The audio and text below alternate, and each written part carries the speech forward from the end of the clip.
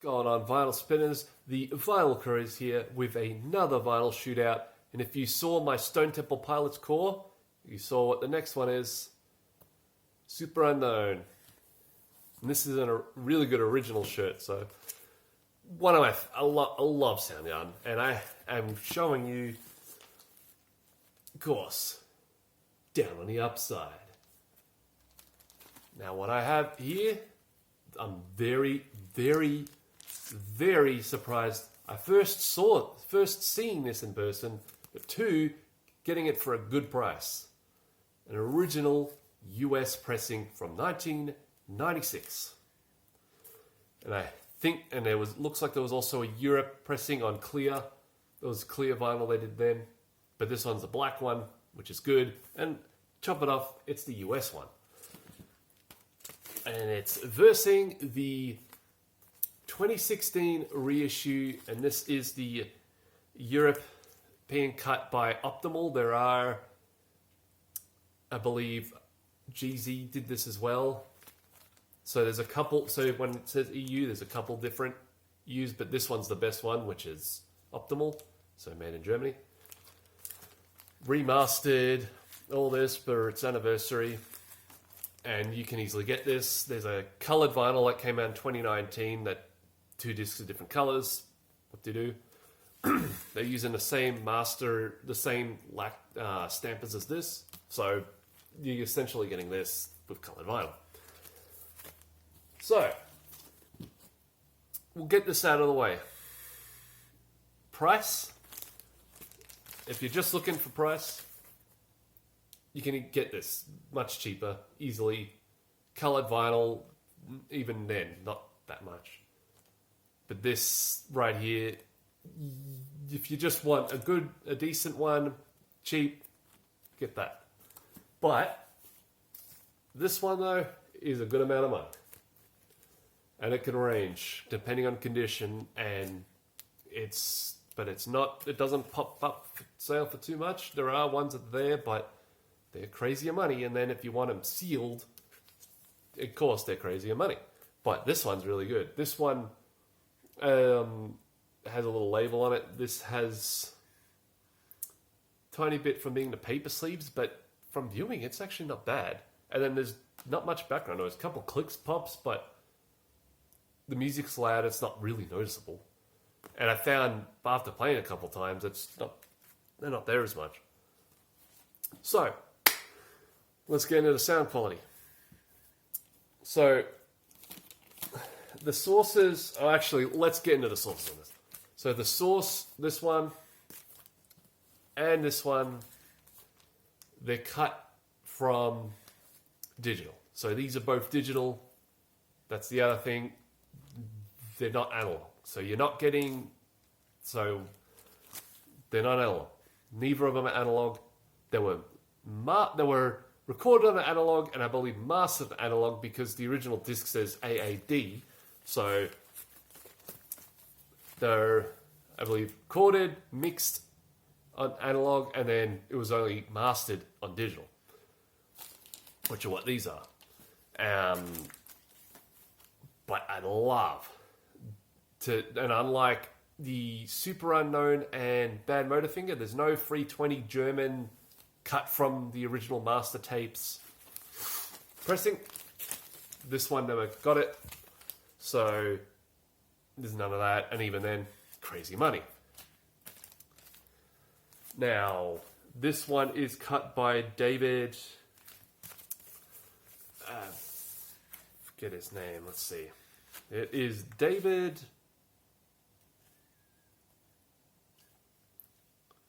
his name here. Well, I saw it before.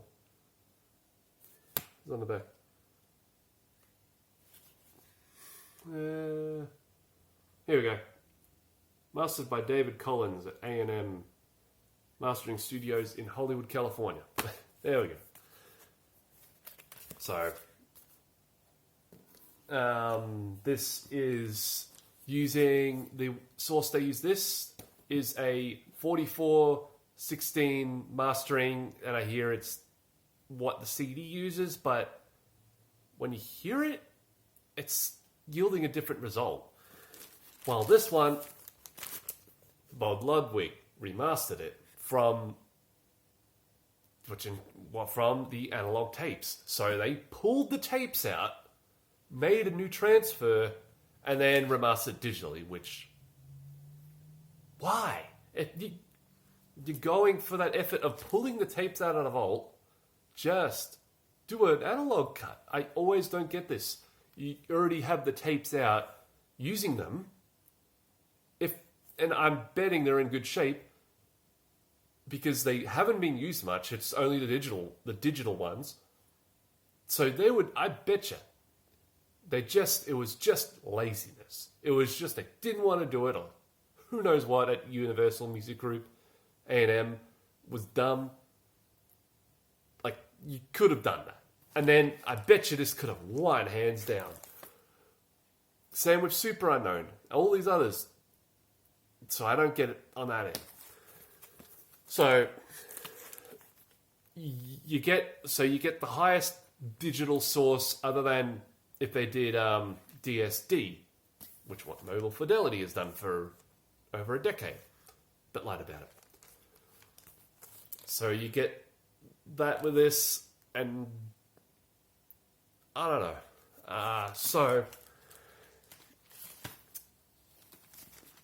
And I'll get to that in a little bit. Now, one thing you'll notice, of course, I'll just quickly mention the original looks like this, and the reissue is more vibrant, cleaned up compared to the back. So when you just look at them, looks wise on the cover, much better. This is the gatefold new one, and it of course mentions here that Bob Ludwig did it. So you can, if you see this out in the wild, you can easily tell that it's the re-release. And the original US has a fan club thing here, and it says there that David did it. So you can easily tell. It's an easily tell on the back. Just to show you. On the back, you can see the original up top here. That shows Universal Music Group, the website, and A&M. The original just shows A&M, because they didn't have a website in 96. So,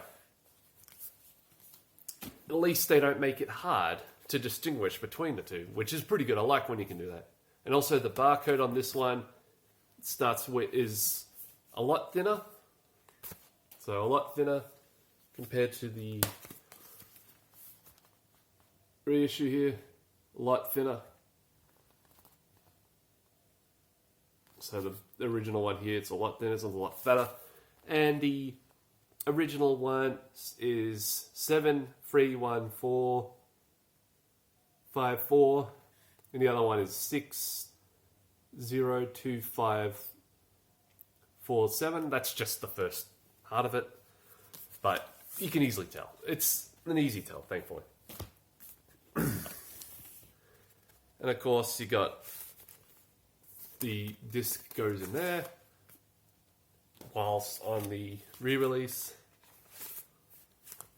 it's in polyline sleeves, and the inner sleeve that's on the original is just a piece of paper. So that's just to quickly get the packaging out of the way. I might as well bring that up, just so you can compare the two. So I'd say packaging, the Shootout wins on this one, minus... I like the lyrics, I think, as the inner sleeve. I don't know, that's just me. So, comparing the two, I bought, since this is the first one I owned, I know this one a little more, but I played this one and I found it sounded good as the album does. A little different than the CD, but it's good. I think a little more listenable. And of course, rocking out to it, fantastic album.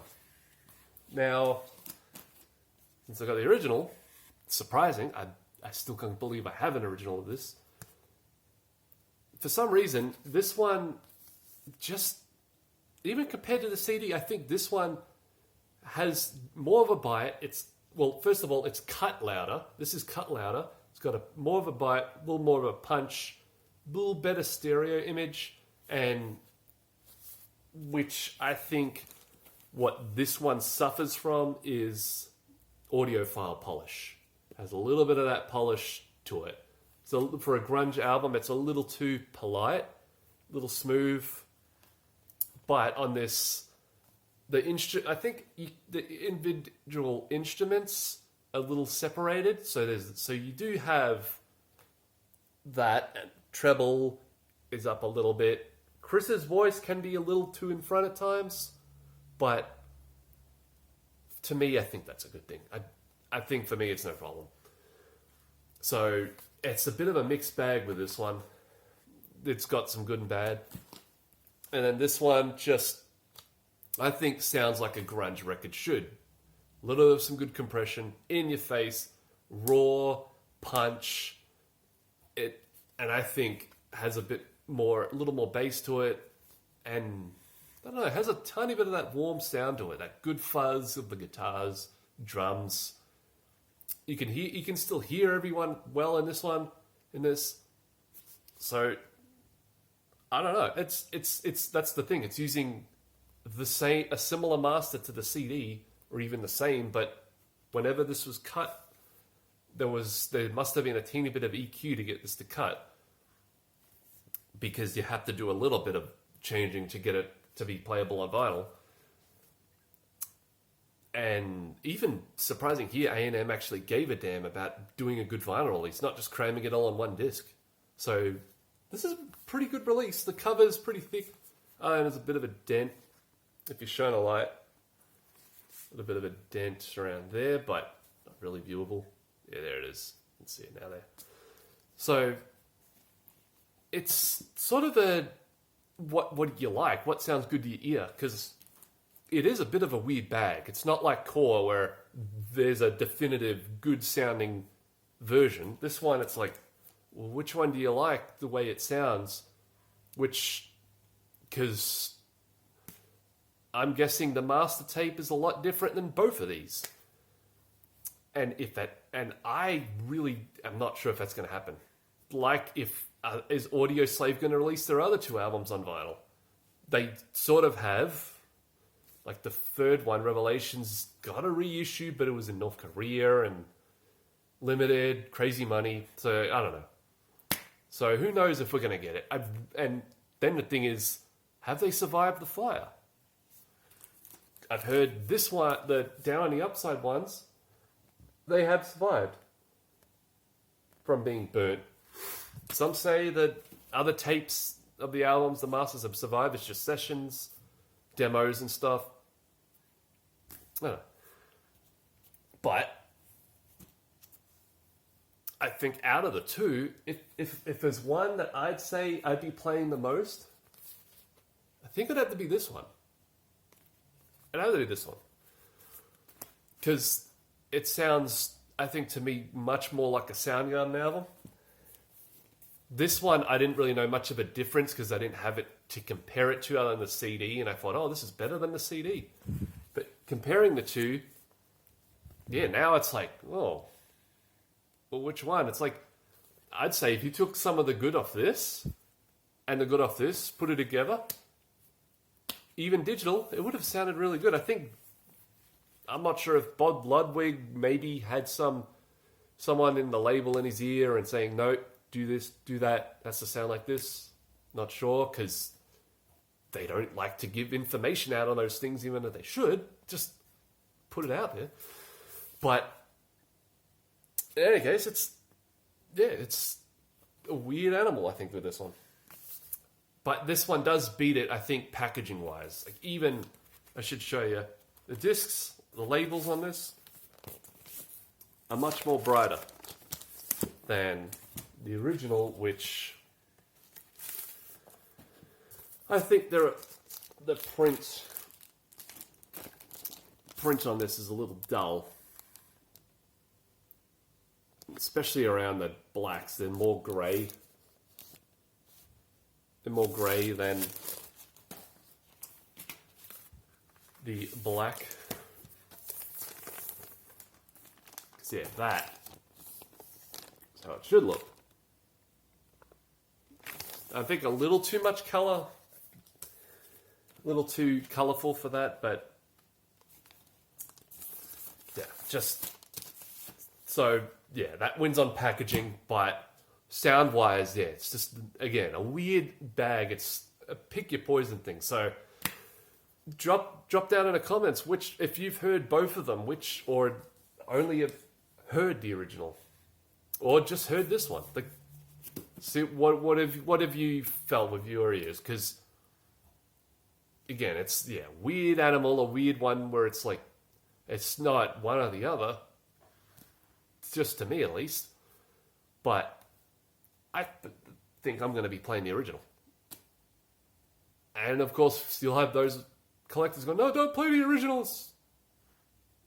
I've got a good player, so it's not going to ruin it. So it's going to be fine playing it. I'm going to be playing it. That's why I bought it. Or, well, it was originally collectors, but now that I compared it, it's like, yeah, nah. I'm going to be playing this one, I think, a little more. The other one, I'll either sell it or maybe keep it. I don't know. Who knows?